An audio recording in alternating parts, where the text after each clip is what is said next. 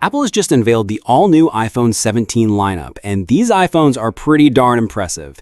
In this video, I'll tell you everything you need to know about all the new iPhone models. Then I'll make my recommendation on which one you should buy. So we'll get started with the base model, iPhone 17. It's available starting at $799, and the storage is now coming in at 256 gigabytes, which is a lot better, especially for 2025. It's available in 5 colors: mist blue, sage, lavender, black, and white. Compared to the colors of the iPhone 16, these are a little bit less saturated, but I still do really like these colors. In terms of the display, the iPhone 17 is getting a pretty big update when you compare it to the base model iPhone 16. First of all, the display is actually bigger now, so it's going from 6.1 inches to 6.3 inches. And possibly the biggest and most exciting news about the iPhone 17 base model is that it finally has a ProMotion display with up to 120 Hz. Every single iPhone that came out today has ProMotion 120 Hz. The screen is an LTPO technology display, meaning it can ramp down and ramp up to save battery life. On top of this, it also enables the always-on display. The base model iPhone 17 also gets a peak brightness of 3000 nits when you're outdoors, the same as the iPhone 16 Pro, and it's very impressive when you're outside and the sun is right on your screen. The iPhone 17 also has an all-new Ceramic Shield 2, and Apple says this is going to be even more scratch-resistant than the previous version of Ceramic Shield. The A19 is now the chip which is inside the iPhone 17. Apple says that the GPU performance is going to be 20% faster than the iPhone 16. It has a 6-core CPU and a 5-core GPU. Moving on to the battery, Apple is saying it has up to 8 hours more than the base model iPhone 16, and they attributed that to the new display technology because the iPhone 17 now has that LTPO display where it can ramp down their refresh rate. The iPhone 17 has a pretty similar camera to the iPhone 16. It looks pretty much the same on the back. This is the only iPhone this year that has the same design as the iPhone previous in terms of the camera bar at the top. So it has a 48 megapixel main camera, which is capable of doing a 2x optical crop, and you also have the ultra-wide camera.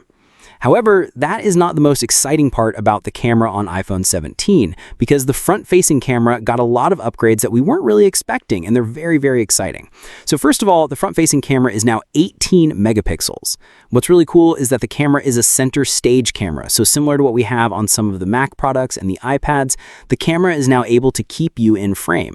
Okay, now moving on to something a little bit more exciting, the iPhone Air. It wasn't called the iPhone 17 Air, it's just called the iPhone Air. Apple is completely starting a new naming scheme. It is only 5.6 millimeters thick. It's absolutely insane. The iPhone Air has the A19 Pro chip. The iPhone Air is rated for 27 hours of video playback, which is the same as last year's iPhone 16 Pro. The iPhone Air has one camera on the back. I believe it's the exact same camera as on the base model iPhone 17. You can take 1x and 2x cropped photos. There's no ultra-wide, there's no second lens.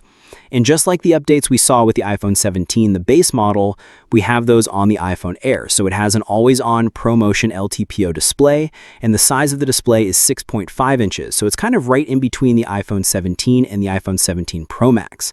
I think this is going to be a really good mid-level size iPhone for someone who doesn't want a giant phablet in their pocket, but they also want a little bit extra screen size. Now for the chip. This is where it gets a little bit surprising because, like I said with the iPhone 17 base model, that's the only iPhone that has the normal A19 chip this year because the iPhone Air has the A19 Pro. It is a bin-down version compared to the iPhone 17 Pro, but it does have better performance than the base model iPhone 17, which is kind of surprising. Okay, moving on, the iPhone 17 Pro and the iPhone 17 Pro Max. The first thing Apple showed with these iPhones is the new design. It is forged out of a single piece of aluminum, and these iPhones, the Pro models, are a complete unibody design. Now, with the iPhone 17 Pro, the entire casing is made out of aluminum, and then there's a little insert on the back for glass, and the front is also ceramic shield as well. Apple is switching from titanium on the 16 Pro to aluminum again on the iPhone 17 Pro, which many people may see as a downgrade, including myself. Apple said it is 20 times better at conducting heat than titanium, and Apple's #1 selling point in this aluminum unibody design is that thermals are going to be a lot better. The iPhone 17 Pro has the A19 Pro. The one in the Air had a 5-core GPU, the one in the Pro has a 6-core GPU. So performance is going to be absolute peak on this iPhone. The displays are pretty similar to what we have in the iPhone 16 Pro and 16 Pro Max.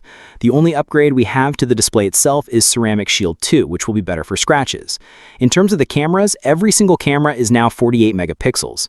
On the tetraprism on the 17 Pro, you can go all the way up to 8 times zoom, and when you're going even further with digital zoom, you can go all the way up to 40x.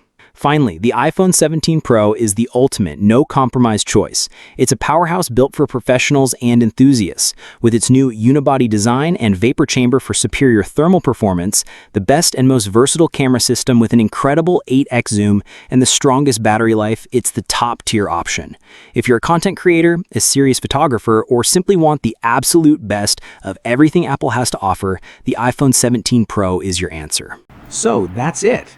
If this video helps you and want more no-drama videos like this, please let me know in the comment and do subscribe.